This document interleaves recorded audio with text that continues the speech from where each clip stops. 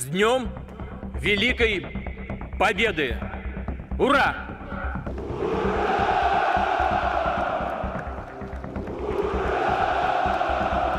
Vladimir Vladimirovich Putin নামটা একটু হাস্যকর, তবে এই নাম শুনে হাসার সাহস তেমন কারোরই নাই।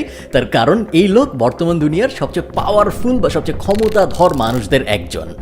এই লোক এতই ক্ষমতাধর যে এই লোকের নাম শুনে যদি আপনি হাসেন তাহলে আপনার জীবনের ঝুঁকি আছে বলে অনেক রাশিয়ানরা বিশ্বাস করবে। People can get in trouble for smiling. I asked him why did he stop me, and he said to me, because you were smiling. আপনি সামরিক দিক থেকে বলেন, আপনি সিদ্ধান্ত গ্রহণের ক্ষমতার দিক থেকে বলেন, যে দিক থেকে আপনি চিন্তা করেন, এমন মানুষ খুব কমই খুঁজে পাওয়া যাবে বর্তমান দুনিয়ায় যার ক্ষমতা ভ্লাদিমির পুতিনের ক্ষমতার থেকে বেশি। দেখেন, মূলত তার যে এত ক্ষমতা তার কারণ খুবই সিম্পল। প্রথম কারণ তো হলো সে একজন ডিক্টেটর। আপনি যদি একজন ডিক্টেটর বা একজন স্বৈর শাসক হন তাহলে আপনার যে সুবিধাটা আছে তা হলো আপনার যে কোনো ডিসিশনের জন্য অন্য কারো মতামতের প্রয়োজন নাই। আপনি যা ইচ্ছা তা করতে পারবেন এবং অন্যান্যরা আপনি যে ডিসিশনটা নেবেন সেইটা পালন করতে বাধ্য। এবং যেহেতু তারা বাধ্য, এই কারণে আপনি খুব তাড়াতাড়ি আপনার যা ইচ্ছা তা ইমপ্লিমেন্ট করতে পারেন। জনগণের কাছে কোনো জবাবদিহিতা করতে হবে না, অন্য কোনো সংসদের কাছে কোনো জবাবদিহিতা করতে হবে না, কোনো ঝামেলা নাই। সো ওইটা একটা ব্যাপার। কিন্তু আপনি বলতে পারেন যে হ্যাঁ, নর্থ কোরিয়ার যে প্রেসিডেন্ট কিম জং উন, সেও তো একটা ডিক্টেটর, সেও একটা স্বৈরশাসক, তাহলে তো তারও অনেক পাওয়ারফুল মানুষ হওয়ার কথা। সে কেন এত পাওয়ারফুল না, পুতিন কেন পাওয়ারফুল? তার কারণ নর্থ কোরিয়ার যে ডিক্টেটর সে কোন দেশের ডিক্টেটর? সে নর্থ কোরিয়ার ডিক্টেটর। নর্থ কোরিয়ার না আছে জিডিপি, নর্থ কোরিয়ার না আছে এডুকেশনাল পাওয়ার, না আছে ওদের স্মার্ট মানুষজন যারা অনেক এডুকেটেড, এরকম মানুষজন, কারণ তারা ওই সুযোগটাই পায় নাই পড়াশোনার। বেসিক্যালি নর্থ কোরিয়ার কিছুই নাই। অন দ্য আদার হ্যান্ড, আপনি যদি রাশিয়ার কথা ভাবেন বা প্রাক্তন সোভিয়েত ইউনিয়নের কথা ভাবেন, নিউক্লিয়ার পাওয়ার বলেন, স্মার্ট মানুষজন বলেন, বিখ্যাত বিখ্যাত সায়েন্টিস্ট বলেন, জিডিপির সাইজ বলেন, ইকোনমি বলেন, দেশের জিওগ্রাফিক সাইজ বলেন, এমন কোনো কিছু নাই যাতে করে আপনি রাশিয়াকে হেলায় সরায় দিতে পারবেন বা রাশিয়াকে গোনার বাইরে নিয়ে যেতে পারবেন। এবং যেহেতু এই দেশটার প্রেসিডেন্ট এমন একজন লোক যে আবার একজন ডিক্টেটরও, ওই দুইটার কম্বিনেশন পুতিনকে দুনিয়ার সবচেয়ে পাওয়ারফুল মানুষদের একজন বানিয়ে দিয়েছে এখন। মজার ব্যাপারটা কি জানেন? এই যে রাশিয়ার এত পাওয়ার বলছি, রাশিয়া কিন্তু এত পাওয়ারফুল ছিল না পুতিন ক্ষমতায় আসার আগে। বিশেষ করে সোভিয়েত ইউনিয়নের যখন পতন হলো তখন মস্কোর অবস্থা খুবই খারাপ হয়ে গিয়েছিল এবং ওই যে একটা ভ্যাকিউম ক্রিয়েট হয়েছিল, ওই ভ্যাকিউমটা মূলত ফিল আপ করেছিল আমেরিকা এবং আমেরিকার মিত্র দেশগুলো, এবং তখনই আসলে আমেরিকা একটা পাওয়ারফুল দেশ হওয়া শুরু করে। 1999 সালে যখন পুতিন প্রেসিডেন্ট হয় রাশিয়ার, তখন ওর গোল ছিল খুব সহজ। ও পুরানো সোভিয়েত ইউনিয়ন জগৎটাকে ফেরত চেয়েছিল। ও চেয়েছিল ও ছোটবেলায় রাশিয়াকে যেরকম দেখেছে বা ও ছোটবেলায় সোভিয়েত ইউনিয়নকে যেরকম দেখেছে, ও চেয়েছিল আমি প্রেসিডেন্ট হব, আমি আবার ওই সোভিয়েত ইউনিয়ন ফেরত আনবো। বর্তমান সময়ে পুতিন খুব স্ট্রংলি জানান দিচ্ছে যে না, সোভিয়েত ইউনিয়ন কিন্তু এখনো মরে যায় নাই এবং পুতিন এখনো সোভিয়েত ইউনিয়নকে আবার ফেরত আনার জন্য যা যা করা সম্ভব সবকিছু করার চেষ্টা করছে। আজকে আমরা ভ্লাদিমির পুতিনকে নিয়ে একটু কথাবার্তা বলবো, ওর জীবনটা জানার চেষ্টা করব এবং কিভাবে একজন সাধারণ কেজিবির গোয়েন্দা থেকে এত ক্ষমতাধর একটা রাষ্ট্রের প্রেসিডেন্ট হইতে পারে এবং তারপরে এতদিন পর্যন্ত প্রেসিডেন্ট থাকতে পারে, পুরা স্টোরিটা আমরা জানার চেষ্টা করব এই ভিডিওতে। চলুন শুরু করা যাক। সময়টা ছিল দ্বিতীয় বিশ্বযুদ্ধের 5 বছর পর। হিটলারের তাণ্ডব থেকে তখন মাত্র পৃথিবী রিকভার করা শুরু করেছে। 45-এ দ্বিতীয় বিশ্বযুদ্ধ শেষ হলো, আমি 1950 সালের আশপাশের কথা বলছি। পুরা বিশ্ব, পুরা ইউরোপ রিকভার করছে যুদ্ধ থেকে এবং ইউরোপের ঠিক সাথেই যেহেতু রাশিয়া, সোভিয়েত ইউনিয়ন তৎকালীন, রাশিয়াও তখন রিকভার করার চেষ্টা করত। তবে সোভিয়েত ইউনিয়নের মানুষের অবস্থা কিন্তু সাধারণ ইউরোপিয়ানদের অবস্থা যেরকম ছিল তার থেকে অনেক অনেক বেশি খারাপ ছিল ওই সময়। এই সময় সোভিয়েত ইউনিয়নের যে প্রেসিডেন্ট ছিল তার নাম আপনারা অনেকেই শুনেছেন, তার নাম ছিল স্ট্যালিন, এবং সে এতই জনপ্রিয় ছিল যে তার নামে একটা ঘোড়ার জাতেরও নামকরণ করা হয়েছে যেগুলোকে বলা হয় স্ট্যালিন ঘোড়া, কারণ এগুলো খুব জোরে দৌড়াতে পারে। স্ট্যালিন ছিল বেশ ব্রুটাল এবং প্যারানয়েড টাইপ একটা লোক, এবং ওর সময় মূলত কনসেন্ট্রেশন ক্যাম্প ব্যাপারটা বা এই ওয়ার্ডটা জনপ্রিয় হওয়া শুরু হয়, কারণ যেই স্ট্যালিনের বিরোধিতা করতো তাকে কনসেন্ট্রেশন ক্যাম্পে পাঠানো হইতো এবং ওই ক্যাম্প থেকে বেশিরভাগ মানুষই ফেরত আসতো না। এইরকম একটা ভীতিকর পরিস্থিতিতে যখন পৃথিবী মাত্র সোভিয়েত ইউনিয়ন দাঁড়ানোর চেষ্টা করছে দ্বিতীয় বিশ্বযুদ্ধের পরে, এই সময় যখন বাংলাদেশে ভাষা আন্দোলন হচ্ছে 1952-তে, একটা ফুটফুটে শিশুর জন্ম হয়, যে শিশুটার নাম হইল ভ্লাদিমির পুতিন। পুতিনের জন্ম হয় লেনিনগ্রাদ নামে একটা শহরে। আপনারা অনেকেই হয়তো মাসুদ রানা যারা পড়েন তারা এই শহরটার নাম শুনেছেন। তো সোভিয়েত ইউনিয়ন এই সময় একটা সেকুলার রাষ্ট্র খাতা কলমে হইলেও মূলত এটা ছিল একটা এথিস্ট টাইপ দেশ। মানে এখানে ধর্ম পালনকে খুব ভালোভাবে দেখা হইতো না, যেটা বর্তমান চায়নায় হয় বলে আমরা জানি। মানে হলো চার্চ ছিল না এমন না, কিন্তু যারা চার্চে যেত, চার্চের কাজকর্ম যারা করতো তাদের নামে লিস্ট করা হতো এবং অনেক সময় দেখা যেত রাতের বেলা তাদেরকে উঠাই নিয়ে যাওয়া হয়েছে।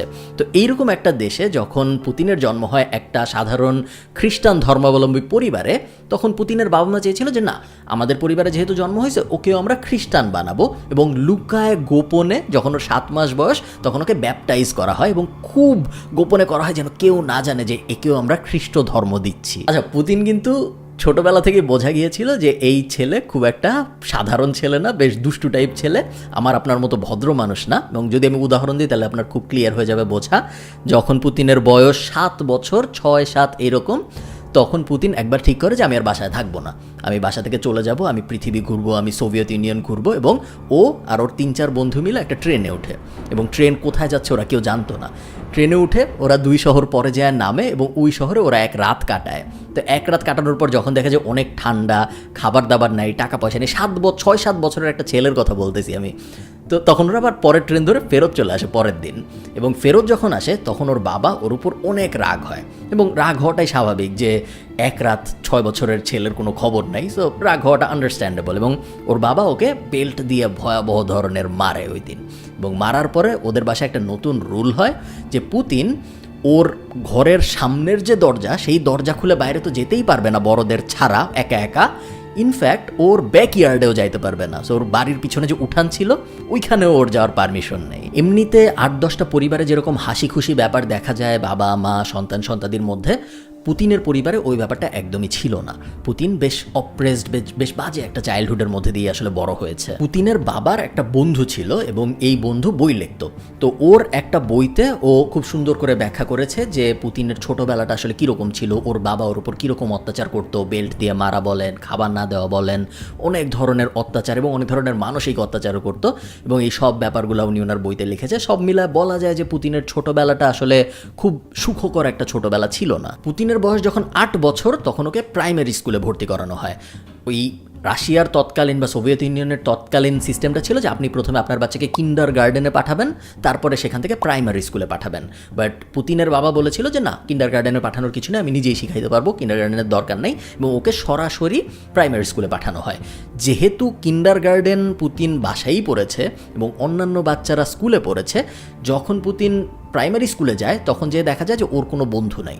অন্যান্যরা যারা কিন্ডার গার্ডেনে একসাথে ভর্তি হয়েছিল তারা বড় হয়েছে যখন, ওদের অনেক বন্ধু বান্ধব আছে, ওরা দুপুরবেলা একসাথে লাঞ্চ করে, টিফিন খায়। পুতিন দেখা যায় দূরে আলাদা একা একা, এবং যেহেতু ও একটু ইন্ট্রোভার্ট টাইপ ছিল ছোটোবেলায়, ও বন্ধু বানাতে ওর অনেক কষ্ট হইতো। এবং আমি জানি আপনারা অনেকে এখন পুতিনের সাথে রিলেট করতে পারতেছেন। তো ওর বন্ধু বানাতে অনেক কষ্ট হতো, যেই কারণে অনেক দিন পর্যন্ত আসলে স্কুলে ওর সেরকম কোনো বন্ধু বান্ধব হয়ই নাই। ও মজার ব্যাপার, পুতিনের যে স্কুল ছিল, আমরা রিসার্চ করছিলাম যে স্কুলের নাম কি ছিল, দেখা গেল যে স্কুলের আসলে নাম ছিল না, স্কুলের নাম 193। স্কুলের নাম 193, তার কারণ ওই সময় সোভিয়েত ইউনিয়ন সমতা, সাম্যবাদ এরকম একটা ব্যাপারে বিশ্বাসী ছিল, এবং ওদের ওই সাম্যবাদের একটা ধারণা ছিল যে না, আমরা যদি স্কুলদের নাম দেই তাহলে কোনো স্কুলের নাম অন্য স্কুলের নামের থেকে ভালো হয়ে যেতে পারে। সো ওইখানে ওই সময় কালচারটা ছিল যে সব অফিস দেখতে সেম হবে, সব বিল্ডিং দেখতে সেম হবে, সব স্কুল দেখতে সেম হবে, সেম জিনিস পড়ানো হবে, এবং এমন পর্যায়ের সেম হবে যে স্কুলকে আমরা নামও দিব না, জাস্ট নাম্বার দিয়ে প্রকাশ করব। পুতিনের স্কুলের নাম্বার ছিল 193। কমিউনিস্ট কালটা কি অদ্ভুত একটা সময় ছিল, তাই না? এনিওয়ে, সো পুতিন একা একা থাকতে থাকতে, স্কুলে বন্ধু না থাকতে থাকতে একটু বাউন্ডুলে স্বভাবের হয়ে যায়, জাফর ইকবালের ওই গল্পগুলোর মতো, যেখানে একটা দুষ্টু ছেলে থাকে ওরকম একটা দুষ্টু ছেলে হয়ে যায়, এবং ও স্কুলে ছুরি সহ 2-3 বার ধরাও খায়। ও ছুরি পকেটে নিয়ে স্কুলে যাইতো। যেই সময়ের কথা আমি বলছি, এই সময় কমিউনিস্ট পার্টি ছিল সোভিয়েত ইউনিয়নের একমাত্র রাজনৈতিক দল। আপনারা বুঝতেই পারতেছেন যে সোভিয়েত ইউনিয়নের ওই সময় অবস্থা কীরকম ছিল, অনেক রাজনৈতিক দল অপারেট করবে এইরকম সিচুয়েশন ছিল না। আপনারা অনেকে হয়তো রিলেট করতে পারবেন, কেন পারবেন এটা বলবো না। তো ওই সময় সোভিয়েত ইউনিয়নে যেহেতু একটাই রাজনৈতিক দল, কমিউনিস্ট পার্টি, ওই দলটা না স্কুলে আসতো স্কুলের থেকে রিক্রুটমেন্ট করার জন্য। সো ওরা স্কুল লেভেল থেকেই মানুষকে ওদের দলে যোগ দেওয়ার প্রতি আগ্রহী করার জন্য স্কুলে স্কুলে ক্যাম্পেইন চালাইতো। রাজনীতির প্রতি পুতিনের কোনো আগ্রহ ছিল না। সো স্কুলে যখন ওরা ক্যাম্পেইন চালাতে আসতো পুতিন পালায়ে যাইতো, এবং এই ব্যাপারটা ওর বাবা একদমই পছন্দ করতো না। ওর বাবা ছিল কমিউনিস্ট পার্টির একটা বড় লিডার। সো সাধারণত বাবারা যা ভাবে যে আমি কমিউনিস্ট পার্টির লিডার, আমি অমুক দলের লিডার, আমার ছেলে আমার আদর্শে আদর্শিত হবে, ও এই দলে যোগ দিবে, দল তো একটাই সোভিয়েত ইউনিয়ন, সো আমার দলে যোগ দিবে। বাট পুতিনের রাজনীতিতে কোনো আগ্রহ ছিল না, যেই কারণে বাবা ছেলে সম্পর্ক আরও খারাপ হয়। এবং এই যে সম্পর্ক খারাপ হয়, ওই যে বইটার কথা বললাম, ওখানে অনেক উদাহরণ আছে। ফর এক্সাম্পল, পুতিনের বাবা পুতিনকে বলছে তুমি বক্সিং শিখবা, ওকে জোর করে বক্সিং ক্লাসে ভর্তি করাইছে, পুতিন ক্লাসে গেছে এবং ক্লাসে বড় একজনের সাথে মারামারি করতে হয়েছে, ও নাক ভেঙে বাসায় ফেরত আসছে। দুইবার ক্লাসে গিয়েছে এবং তারপরে দেখা গেছে ও ক্লাস থেকে 2-3 দিন দেখা গেছে যে ও বাসায় বলেছে আমি ক্লাসে যাচ্ছি, তারপর আর ক্লাসে যায়নি এবং তারপরে বক্সিং ক্লাস থেকে বের হয়ে এসেছে। বাট ওইটাই ছিল ওর first introduction to martial art, এবং ইভেনচুয়ালি কিন্তু পুতিন মার্শাল আর্ট শিখেছে এবং ব্ল্যাক বেল্টও পেয়েছে, যেটা আমরা অনেকেই জানি। বাট এগুলো আসলে জরুরি ঘটনা না, আমি জানি না এগুলো কেন বলতেছিলাম। আমরা সিরিয়াস আলাপে ফেরত আসি 1965 সাল। দ্বিতীয় বিশ্বযুদ্ধ শেষ হওয়ার 20 বছর হলো, তাই না, 1965 সালে। এবং এই 20 বছর হওয়া উপলক্ষে একটা বই লেখে রাশিয়ার একটা খুব famous writer, the shield and the sword, বইটার নাম ঢাল এবং তলোয়ার, এটা হলো বইটার নাম। বইটা যিনি লিখেছিল উনি একটা প্রোপাগান্ডা স্পেশালিস্ট ছিল, মানে সরকারের কথাবার্তা খুব সুন্দর করে, দেশের কথাবার্তা খুব সুন্দর করে একটু বানিয়ে চানিয়ে একটু মাল মশলা মিশায়, যা না তার থেকে অনেক বেশি সুন্দর করে উনি এই বইটা লিখেছিল। বইটা অনেক পপুলার হয় সোভিয়েত ইউনিয়নে, মানুষ পাগলের মতো বইটা পড়া শুরু করে এবং বইটা এত জনপ্রিয় হয় যে 3 বছরের মধ্যে বইটা নিয়ে একটা সিনেমা বানানো হয়। বইয়ের মূল কাহিনীটা বা সিনেমার মূল কাহিনীটা ছিল যে একটা কেজিবি এজেন্ট, যে ডাবল এজেন্ট হিসেবে জার্মানিতে কাজ করতো এবং তার লাইফের অ্যারাউন্ডে এই বইটা এবং সিনেমাটা। এবং এই বইটা নিয়ে যখন সিনেমা বানানো হয়, সিনেমাও বিশাল জনপ্রিয় হয়। এবং এই সিনেমা কার ভালো লাগে? আমরা সবাই জানি এই সিনেমা ভালো লাগে ভ্লাদিমির পুতিনের। বই যখন বের হয়েছিল তখন ও বই পড়ে নাই, তখন ও বইটই পড়ে না, অত ঝামেলার মধ্যেও নাই। বাট সিনেমা যখন বের হয়, ও এবং ওর আরও কয়েকটা বাউন্ডুলে টাইপ বন্ধু সিনেমা দেখতে যায়, সিনেমাটা ওদের খুবই ভালো লাগে। এবং এই ফার্স্ট পুতিন একটা ভালোবাসা জন্মায় ওর কেজিবির প্রতি, যে কেজিবি এবং ওর জীবন পরবর্তীতে অনেক ওতপ্রোতভাবে জড়িয়ে গিয়েছে। But this is the first time যখন পুতিন ভাবে যে না, এই সিনেমাটা আমার অনেক ভালো লাগছে। এই সিনেমার যে নায়ক, সে ডাবল এজেন্ট হিসেবে জার্মানিতে ছিল, কেজিবিতে কাজ করতো, ওটা দেখে পুতিন ভাবে যে না, আমিও কেজিবিতে কাজ করতে চাই। রিসেন্টলি এই যুদ্ধ শুরু হওয়ার কিছুদিন আগে পুতিনকে একটা ইন্টারভিউর জিজ্ঞেস করছিল যে আপনার পছন্দের সিনেমা কি। ও এই সিনেমাটার কথা এতদিন পরে এসে, এখন ওর বয়স কত 70-এর মতো, এখনও এসে ওই সিনেমার কথা বলছে যেটাও দেখছিল 12 বছর 15 বছর বয়সে। এবং ও ইন্টারভিউতে এটাও বলেছে যে এখনও ওই সিনেমার যে গানগুলো ছিল ওই গানগুলো ওকে গাইতে বললে ওর পুরা লিরিক্স মুখস্থ, একটা ওয়ার্ডও ভুলে নাই। এত সিরিয়াসলি ওই সিনেমাটা ওকে ইনফ্লুয়েন্স করেছিল সেই সময়ে। আচ্ছা, আমাদের এডুকেশন সিস্টেমটা কি? আমাদের সিস্টেমটা হলো আমরা ক্লাস 1 থেকে ক্লাস 12 পর্যন্ত পড়বো, 12 বছর। সো লাস্টের 2 বছর হলো কলেজ, ফার্স্টে 10 বছর স্কুল, তারপরে আমরা ইউনিভার্সিটিতে চলে যাব। টোটাল 12 বছরের আমাদের প্রিলিমিনারি বা প্রাইমারি এডুকেশন। সোভিয়েত ইউনিয়নের সিস্টেমে ছিল একটু আলাদা, ওদের এই ব্যাপারটা 10 বছরের। আপনি 10 বছর পড়বেন, তারপরে আপনি বিএসসি টাইপ ডিগ্রি বা উচ্চতর ডিগ্রি আপনি যা নিতে চান ওই জন্য আপনি চলে যাবেন। 1970 সালে পুতিন ওর স্কুল জীবন শেষ করে এবং স্কুল জীবন শেষ করার পরে আমাদের জীবনে যে ডিলেমা, পুতিনের জীবনে ওই ডিলেমা ছিল যে আমি এখন কি করব। ওর ডিলেমাটা একটু সহজ ছিল, কারণ ওই যে ছোটোবেলায় সিনেমা দেখছিল, ও জানে যে আমার হাতে অপশন 2টা, আমি হয় আর্মিতে যাব, সেনাবাহিনীতে যাব, অথবা আমি কেজিবিতে যাব, যেটা হলো ইন্টেলিজেন্স এজেন্সি। সো আর্মি নিয়ে যখন ও ভাবা শুরু করে তখন ও দেখে যে না, আর্মিতে মনে হয় আমার পক্ষে যাওয়া সম্ভব হবে না, আর্মির যে এন্ট্রান্স এক্সাম ওইটা আমি পাস করতে পারবো বলে আমার মনে হয় না। এখন কেজিবিতে যাওয়ার 2টা উপায় ছিল সেই সময়। আপনি আর্মি হয়ে কেজিবিতে যেতে পারতেন, সো যারা আর্মিতে যেত তারা আর্মিতে ঢোকার পরে কেজিবির জন্য এন্ট্রান্স এক্সাম দিতে পারতো, এটা একটা অপশন ছিল। আর একটা অপশন ছিল আপনার একটা ল ডিগ্রি নিতে হইতো। সো আপনার যদি হাতে একটা ল ডিগ্রি থাকতো, আপনি যদি একজন লয়ার হইতেন, তাহলে আপনি ওখান থেকেও কেজিবিতে অ্যাপ্লাই করতে পারতেন। পুতিন যেহেতু দেখলো যে না, আমি আর্মি হতে পারছি না, ওর সেকেন্ড অপশন ছিল আমি তাহলে একটা ল ডিগ্রি নেই এবং তারপরে ওই ল ডিগ্রি ব্যবহার করে আমি কেজিবিতে জয়েন করব। যেই কথা সেই কাজ, পুতিন ল ডিগ্রি নেয়, ল পাস করে। পুতিন কিন্তু একজন লয়ার, আমি জানি না আপনারা জানেন নাকি। এবং তারপরে ও কেজিবিতে চলে যায়।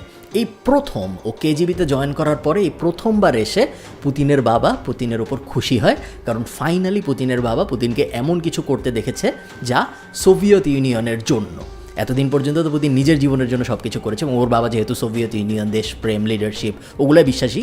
তো এই প্রথম যখন ও কেজিবিতে জয়েন করে তখন পুতিনের বাবা পুতিনকে বলে না, তুমি আমাদের দেশের ন্যাশনাল ইন্টেলিজেন্সে জয়েন করছো, তুমি এখন দেশের জন্য কাজ করবা, সোভিয়েত ইউনিয়নের মান রক্ষার জন্য কাজ করবা, তোমাকে আমার ভালো লাগছে। এবং এই থেকে শুরু করে ওর এবং ওর বাবার সম্পর্কটা আবার স্বাভাবিক হয় এতদিন পরে এসে। যাই হোক, এরপরে কিছুদিন গল্পে তেমন কোনো টুইস্ট নাই। কেজিবির মতো কাজ করছে, পুতিনের মতো কাজ করছে। কেজিবি কিন্তু তখন আস্তে আস্তে দুনিয়ার সবচেয়ে জনপ্রিয় এবং সবচেয়ে ভালো স্কিলড ইন্টেলিজেন্স ফোর্স হিসেবে আত্মপ্রকাশ করা শুরু করেছে। আপনারা দেখবেন ওই সময়ের যেসব বই, ডেটা, মাসুদ রানা টাইপ জিনিসপত্র, মাসুদ রানাকে আসলে আপনি রিসার্চ পেপার হিসেবে ইউজ করতে পারবেন না, বাট তারপরে আমি বলতেছি যে সব জায়গায় আপনি দেখবেন কেজিবির অনেক সুনাম, কেজিবির এবং ইসরায়েলের যে ইন্টেলিজেন্স, এই দুইটার অনেক সুনাম আমরা ওই সময়ও দেখেছি, এখনও আমরা দেখি।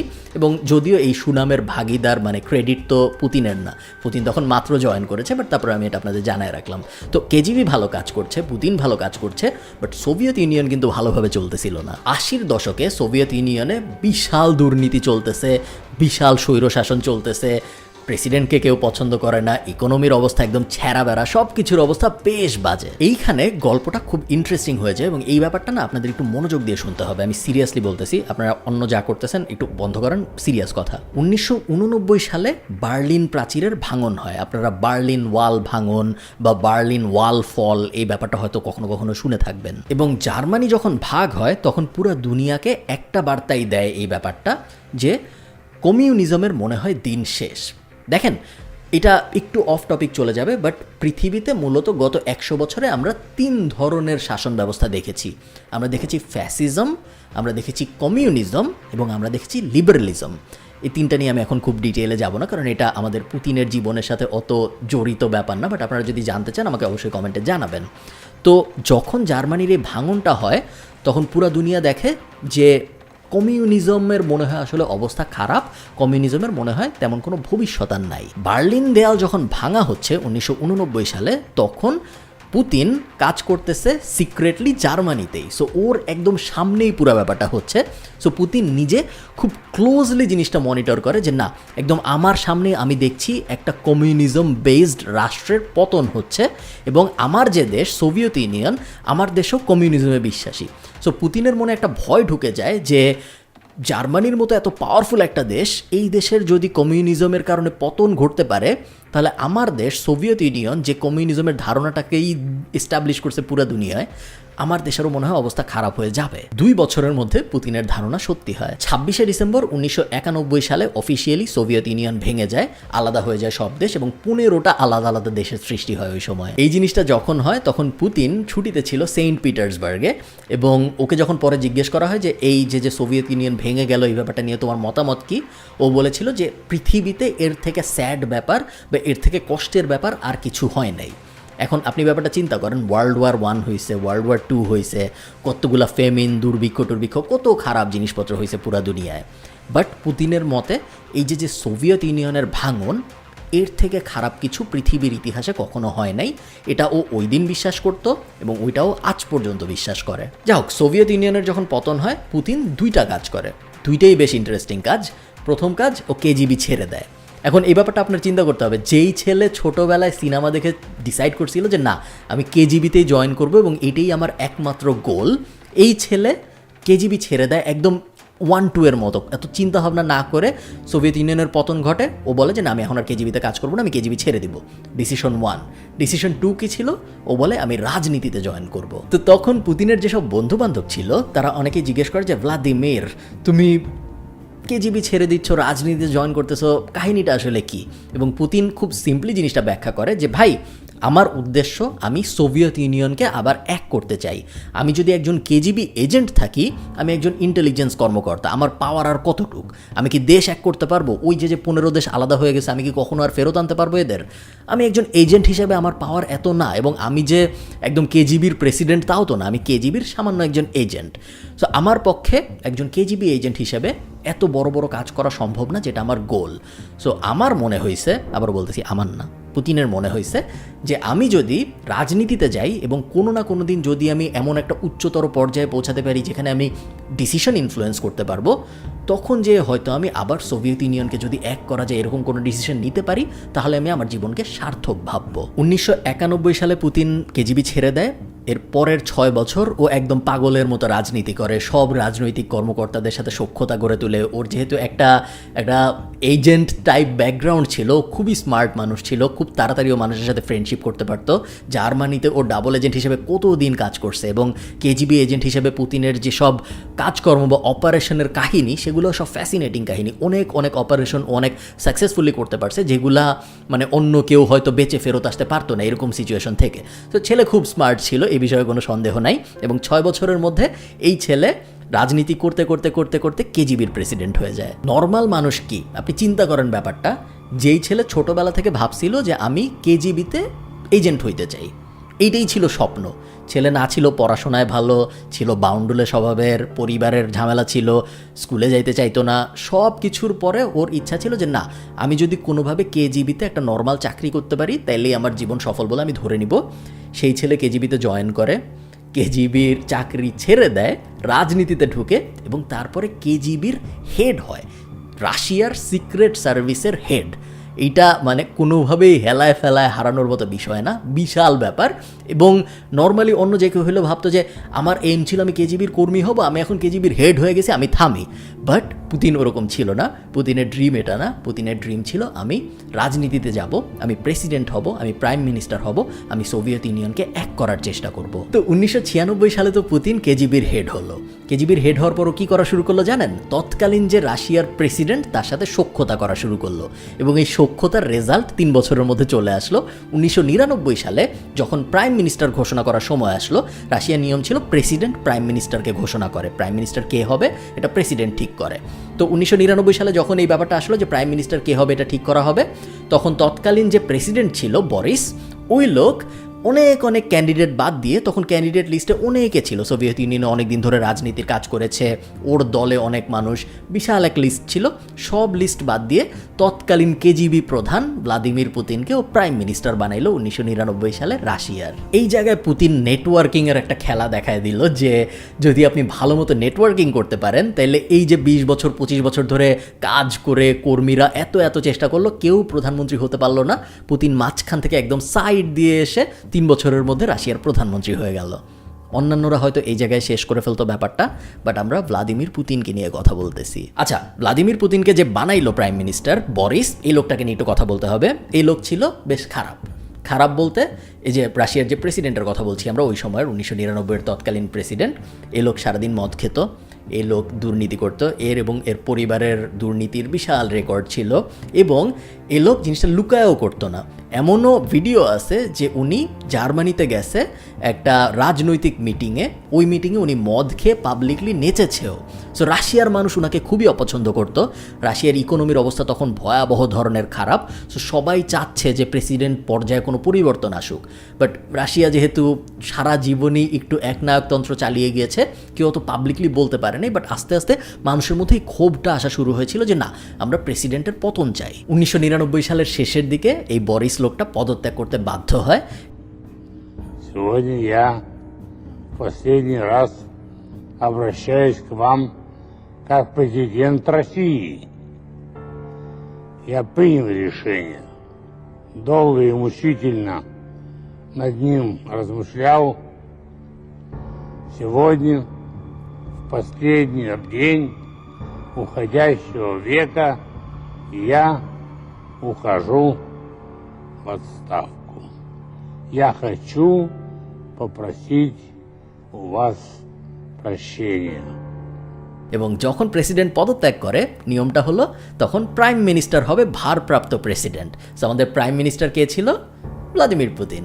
সো ভ্লাদিমির পুতিন 1999 সালে প্রথমবারের মতো ভারপ্রাপ্ত বাট প্রথমবারের মতো রাশিয়ার প্রেসিডেন্ট হয়ে যান। এই যে 1999 সালে ভ্লাদিমির পুতিন ক্ষমতা পাইল, প্রেসিডেন্ট হইল, তখন থেকে আজ পর্যন্ত এই লোক প্রেসিডেন্ট হওয়ার বাদ দেয় নাই, সারা জীবন ধরেই প্রেসিডেন্ট হয়েই আছে এখন পর্যন্ত। তখন পুতিন প্রথমেই ভারপ্রাপ্ত প্রেসিডেন্ট হয়, তখন কিন্তু রাশিয়ার অবস্থা অনেক খারাপ, একটু আগে আমি যে বললাম ইকোনমি এই সেই দুর্নীতি ইত্যাদি। বাট ওই সময় চেচনিয়ার সাথে রাশিয়ার যুদ্ধ হচ্ছে এবং চেচনিয়া স্বাধীন হয়ে যেতে চাচ্ছে, রাশিয়া চাচ্ছে না ওরা স্বাধীন হইতে দিব না, এ ধরনের একটা ক্যাচাল চলছে। এবং এই ঝামেলার মধ্যে পুতিন যখন ভারপ্রাপ্ত প্রেসিডেন্ট হয়, পুতিন ওখানে সৈন্য পাঠানো শুরু করে। পুতিনের যেহেতু কেজিবি ব্যাকগ্রাউন্ড, ও যুদ্ধে যেতে কখনোই ভয় পায় নাই এবং ও বলে যে না, চেচনিয়া আমাদের থেকে যদি আলাদা হয়ে যায় ধ্বংস করে দিব, উড়াই দিব, এই ধরনের কথাবার্তা বলে এবং এই ব্যাপারটা ও খুব স্ট্রংলি হ্যান্ডেল করতে পারে, যেই কারণে যদিও ভারপ্রাপ্ত ছিল বাট ইমিডিয়েটলি রাশিয়ার সাধারণ মানুষ ওকে পছন্দ করা শুরু করে। এই কারণে এর কিছুদিন পরে, এতদিন তো ভারপ্রাপ্ত ছিল, বাট এর কিছুদিন পরে যখন প্রপার ইলেকশন হয়, ওই ইলেকশনে 53% ভোট নিয়ে প্রথমবারের মতো পূর্ণ মেয়াদে রাশিয়ার প্রেসিডেন্ট হন ভ্লাদিমির পুতিন। যখন পুতিন প্রথমবার প্রেসিডেন্ট হয় তখন যদি আপনারা নিউজগুলো দেখেন দেখবেন পুতিন আমেরিকার সাথে বা এই যে পশ্চিম বিশ্বের সাথে খুব ভালো সম্পর্ক রাখতো। ও খারাপ কোনো কথাবার্তা বলতো না, খোঁচাইতো না, ঝগড়া করতে চাইতো না, বিকজ ও মাত্র প্রেসিডেন্ট হয়েছে। ও চাচ্ছিল যে না, আমার নিজের গ্রাউন্ডটা আগে আমি শক্ত করে নেই। প্রেসিডেন্ট হওয়ার পরে প্রথমেই পুতিন যে কাজটা করে সেটা হলো অলিগার্ক নামে এক ধরনের লোক আছে। অলিগার্ক একটা রাশিয়ান শব্দ এবং এটা বলতে মূলত আসলে বোঝানো হয় বিলিয়নিয়ার মিলিয়নিয়ারদের যাদের অনেক পাওয়ার আছে রাশিয়ায়। সো এই ধরনের মানুষের সাথে সম্পর্ক গড়া শুরু করে পুতিন এবং আমরা অলরেডি জানি পুতিন এই ধরনের সম্পর্ক, এই ধরনের নেগোসিয়েশন বা নেটওয়ার্কিং এই ব্যাপারগুলো পুতিন আসলে ভালো পারে অনেক। পুতিন অনেকটা রাশিয়ার ওই সময়ের সোলাইমান সুখন। তো উনি খুব ভালোভাবে এই ব্যাপারটা হ্যান্ডেল করে এবং এর আগের প্রেসিডেন্টরা যা করেছিল, এর আগের প্রেসিডেন্টরা অনেক টাকা নিত, এই ধরনের যারা বড়লোক ছিল তাদের কাছ থেকে অনেক টাকা নিত এবং টাকা নিয়ে তাদের সাথে সম্পর্ক বজায় রাখার চেষ্টা করত। পুতিন যেটা করে, পুতিন বলে যে না, আমি তোমার সাথে অন্য ধরনের একটা সম্পর্ক করব, তোমার যা ব্যবসা করার ইচ্ছা তুমি করো, আমি তোমাকে কিছু বলবো না, তুমি যদি অনিয়মের কিছু করতে চাও, বেআইনি কিছু করতে চাও, কোনো সমস্যা নেই, আমি তোমাকে সাপোর্ট দিব, তুমি যা ইচ্ছা করতে পারো, আমাকে শুধু টাকা দিতে হবে এবং আমাকে সাপোর্ট দিতে হবে। বাট তুমি যদি এটা না করো তাহলে তোমার বিরুদ্ধে মামলা হামলা হওয়ার সুযোগ আছে এবং রাতের আধারে তুমি নাই হয়ে যাইতে পারো। সো পুতিন অনেকটা ওই যে মাফিয়া টাইপ একটা সিস্টেম ফলো করার চেষ্টা করে, যে মাফিয়ারা যেরকম সাপোর্ট দেয় বিভিন্ন বিজনেসকে, ও বলে যে আমাকে যারা সাপোর্ট দিবে, আমাকে যারা টাকা পয়সা দিবে, আমি ওইসব বিজনেসকে সাপোর্ট দিব এবং যাদের দিব না তাদের ব্যাপারে আমি জানি না কি হবে। এর পরের 3-4 বছর পুতিন অনেক অলিগার্কদের এরকম জেলে ভরে। দেখেন, ওদের জেলে ভরাটা আসলে খুব সহজ, সবাই দুর্নীতি করতো, গত 15-20 বছরে সবাই অনেক দুর্নীতি করেছে পুতিন প্রেসিডেন্ট হওয়ার আগ পর্যন্ত। এবং ব্যাপারটা পুতিন যেটা করেছে, যারা ওকে টাকা দিত তাদেরকেও জেলে ভরে নাই, যারা ওকে টাকা দিত না তাদের যে দুর্নীতির ব্যাপারগুলো ছিল সেগুলোর মামলা হওয়া শুরু হয় এবং ওরা জেলে যাওয়া শুরু করে। মোটামুটিভাবে 5 থেকে 7 বছরের মতো লাগে, পুরা রাশিয়ার যে এলিট সোসাইটি সব পুতিনের কন্ট্রোলে চলে আসে। আচ্ছা, এই মাফিয়া টাইপ কথাবার্তা হচ্ছে দেখে আপনার মনে হতে পারে যে পুতিন আসলে রাশিয়ার কোনো উন্নতি করে নাই, তার প্রথম যে টার্ম ছিল ওই টার্মে। এই কথা সত্য না, ওই সময় রাশিয়ার অনেক উন্নতিও হয়েছে। রাশিয়া আসলে এত বাজে অবস্থায় ছিল আগের যে বরিস প্রেসিডেন্ট, ওর শাসনামলে যে কেউই আসলে উন্নতি করতে পারতো, বাট পুতিন আসলেও অনেক উন্নতি করেছে। সামরিক খাত থেকে শুরু করে অর্থনীতি বলেন, পুরো দেশটাকে আবার গুছিয়ে আনা বলেন, এবং অন্যান্য যে ঝামেলা, চেচনিয়ার ঝামেলাটার কথা বললাম, ওই ঝামেলাগুলোর কথা বলেন, বা বিদেশ নীতির কথা যদি আমরা বলি, বা এক্সপোর্টের যে রুলস, রাশিয়া আবার আস্তে আস্তে অয়েল অ্যান্ড গ্যাস এক্সপোর্ট করা শুরু করে ইউরোপে, এবং ইউরোপে একসময় 70-75% অয়েল অ্যান্ড গ্যাস আসা শুরু করে রাশিয়া থেকে। এই পুরো ব্যাপারগুলোই কিন্তু পুতিনের শাসনামলে হয়েছে। আমি বলছি পুতিনের শাসনামল ছাড়া আর কোনো শাসনামল ছিলই না। যাই হোক, এইসব করার কারণে পুতিনের জনপ্রিয়তা বাড়তেই থাকে। আগের বারও 53% ভোট পেয়ে জিতেছিল, এইবারও 70%-এর বেশি ভোট পেয়ে আবার ইলেক্টেড হয়। পুতিন কিন্তু ডিক্টেটর দিন শেষে, এবং ডিক্টেটরদের সাথে যা হয় পুতিনের সাথেও তাই হওয়া শুরু হয়। আস্তে আস্তে ওর জনপ্রিয়তা কমতে শুরু করে। ওর বিরোধী যেসব রাজনৈতিক দল ছিল ওই সব দলের মানুষদেরও জেলে ভরা শুরু করে। যারাই পুতিনকে নিয়ে খারাপ কথা বলতে দেখা যায় ওর লাশ ভেসে উঠতেছে, বা ও নাই হয়ে যাচ্ছে, বা ও মরে যাচ্ছে, বা ও জেলে চলে যাচ্ছে। পুতিন যখন আস্তে আস্তে ওর দেশের ব্যাপারটা গুছায় ফেলে এবং কন্ট্রোলে চলে আসে, ও বিদেশকে খোঁচানো শুরু করে, স্যাংশন আসা শুরু হয়, ঝামেলা আসা শুরু হয়, এবং দেখা যায় যে পুতিনের দেশের ভিতরেও অ্যাপ্রুভাল রেটিং কমা শুরু হয়। অ্যাপ্রুভাল রেটিং কমা শুরু হয়, এটা আমি একটা রূপক অর্থে বলছি। রাশিয়ার ভিতরে কারো এত সাহস নাই যে সে ভোট করবে যে পুতিনের জনপ্রিয়তা এখন কমছে না বাড়ছে। পুতিন এই ব্যাপারটা খুব ভালোভাবে রিয়েলাইজ করে যে ওর একটা নেগেটিভ ব্র্যান্ডিং হওয়া শুরু হয়েছে। একটু আগে বলেছি এবং পুরো ভিডিও জুড়েই আমি বলেছি যে পুতিন আর যাই হোক বোকা না, এবং ও যখন এই ব্যাপারটা দেখে যে না, আমার ব্র্যান্ডিং মনে হয় একটু খারাপ হয়ে যাচ্ছে, তখন ওই ব্যাপারগুলো হওয়া শুরু হয়। পুতিন ঘোড়ার পিঠে বসে আছে জামা ছাড়া, পুতিন কুকুরের বাচ্চা আদর করছে, পুতিন ঘোড়া চালাচ্ছে, ভাল্লুকের পিঠে বসে আছে, এই ধরনের ব্যাপারগুলো আস্তে আস্তে আবার সামনে আসা শুরু হয়। এবং মিডিয়াকে পুতিন খুব ইন্টারেস্টিং ওয়েতে ইউজ করে, অনেকে বলবে প্রোপাগান্ডা, অনেকে বলবে মিসলিডিং তথ্য, বাট মূলত ও নিজের এরকম একটা ব্র্যান্ডিং করতে চায় যে আমি এখনও আছি, আমি এখনও একজন স্ট্রং নেতা, তোমরা আমাকে বিশ্বাস করতে পারো, আমার উপর ভরসা রাখতে পারো, আমি রাশিয়াকে ঠিক পথেই নিয়ে যাচ্ছি। নেক্সট ইলেকশন ছিল 2008 সালে। রাশিয়ার তখন সংবিধানে নিয়ম ছিল যে কেউ 2 বারের বেশি প্রেসিডেন্ট হইতে পারে না। সো পুতিন অলরেডি 2 বার প্রেসিডেন্ট হয়ে গিয়েছিল, ভারপ্রাপ্ত 1 বার এবং তারপরে পরপর 2 বার। তো কি করা যায়? পুতিনের দলে এক লোক ছিল, নাম ছিল দিমিত্রি। ও বলে যে তুই রাজনীতি কর, তুই প্রেসিডেন্ট ইলেকশন করবি, তুই দাঁড়া প্রেসিডেন্ট ইলেকশনে। এবং ওই লোক প্রেসিডেন্ট ইলেকশনে দাঁড়ায়, কোনো অপোনেন্ট ছিল না, যত অপোনেন্ট ছিল সব হয় জেলে বা মরে গেছে। তো ওই লোক প্রেসিডেন্ট হয় দিমিত্রি, এবং ও প্রেসিডেন্ট হওয়ার সাথে সাথে ও পুতিনকে প্রধানমন্ত্রী বানায়। আমরা আগেই জেনেছি যে প্রেসিডেন্ট সে প্রধানমন্ত্রী সিলেক্ট করতে পারে। দুইজন মিলে আইন পরিবর্তন করে এবং নতুন আইন হয় যে এখন থেকে যে কেউ আনলিমিটেড টার্মের জন্য প্রেসিডেন্ট হইতে পারবে। তো সবচেয়ে বড় ঝামেলা গেল, পুতিন এখন জানে যে আমি সারা জীবনই মোটামুটি প্রেসিডেন্ট থাকতে পারবো, পুরা দেশ আমার কন্ট্রোলে চলে আসছে। এখন আমার যে মেইন স্বপ্ন সোভিয়েত ইউনিয়নকে আবার ফেরত আনা, এইটা বাস্তবায়নের দিকে মনোযোগ দেওয়ার সময় এসে গিয়েছে। 2008 সালে জর্জিয়ায় বিদ্রোহী গোষ্ঠীকে সাহায্য করার মাধ্যমে পুতিন তার ইন্টারন্যাশনাল অঙ্গনে দাবা খেলা শুরু করে এবং ওই প্রজেক্ট মোটামুটিভাবে সাকসেসফুল হয়, বাট খুব বেশি সাকসেসফুল হয় না। সবচেয়ে বড় এবং সবচেয়ে সাকসেসফুল ব্যাপারটা ঘটে 2014 সালে, যখন রাশিয়া ক্রিমিয়া দখল করে নেয় ইউক্রেনের কাছ থেকে। Russian troops spreading out throughout the strategic Crimean Peninsula.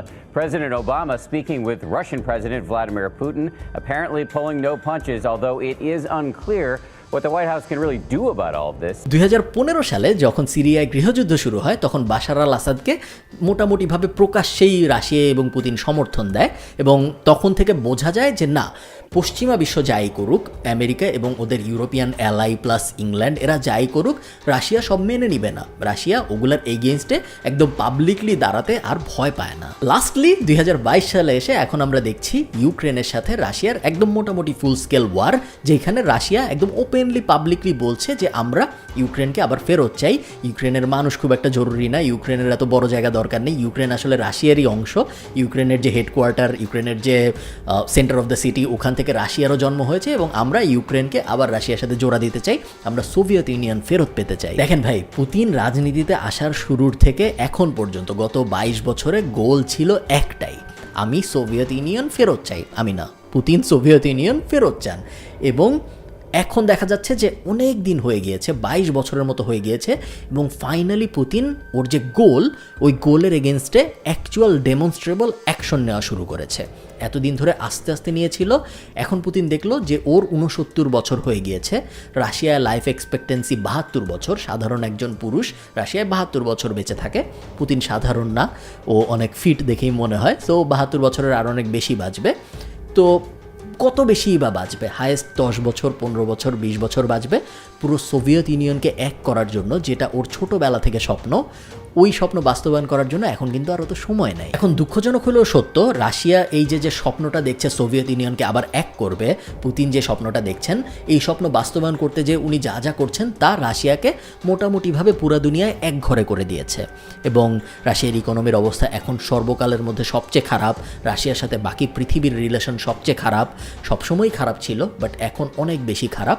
এবং প্রতিনিয়তই মনে হচ্ছে যে রাশিয়া যা করছে তা থার্ড ওয়ার্ল্ড ওয়ারকে এসকেলেট করার একটা সম্ভাবনা সৃষ্টি করছে। আপনি একটু ব্যাপারটা বোঝার চেষ্টা করেন, যখন মানুষ মোবাইল কি জানতো না, ওই সময় রাশিয়া স্পেসে কুকুর পাঠাইতো, এবং এই ব্যাপারটা থেকে আপনি বুঝতে পারেন যে রাশিয়া কি পরিমাণ পাওয়ারফুল একটা দেশ ছিল, সেই দেশের এখন কি অবস্থা। এখন ওই 1 রুবল 1 সেন্টের থেকেও কম পাওয়ারফুল।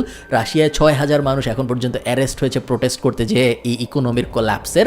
রাশিয়া কোম্পানি যেগুলো $বিলিয়ন কোম্পানি ছিল, ওগুলো রাতের মধ্যে নাই হয়ে যাচ্ছে, বিকজ রাশিয়ার ইকোনমির অবস্থা এখন এত খারাপ এই যুদ্ধের জন্য। তো কি মনে হয়, পুতিন কি পারবে আসলে আবার সোভিয়েত ইউনিয়নকে এক করতে? আমি খুবই জানতে আগ্রহী আপনাদের কাছ থেকে কমেন্টে, যে আপনাদের কি মনে হয়, সোভিয়েত ইউনিয়ন আবারও এক হওয়ার আসলে কোনো সম্ভাবনা আছে নাকি? এক, এবং দ্বিতীয়ত পুতিন আসলে এটা করতে পারবে নাকি, যেহেতু খুব বেশি সময় আসলে হাতে নাই।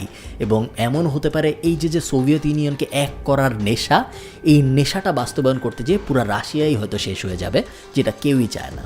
আমি খুবই জানতে আগ্রহী, আপনাদের পুরো ব্যাপারটা নিয়ে কি মনে হয় আমাকে কমেন্টে জানাবেন। এই তো, ভালো থাকেন সবাই, সবার সাথে আমার দেখা হবে পরের কোনো একটা ভিডিওতে। সে পর্যন্ত ভালো থাকেন, টাটা।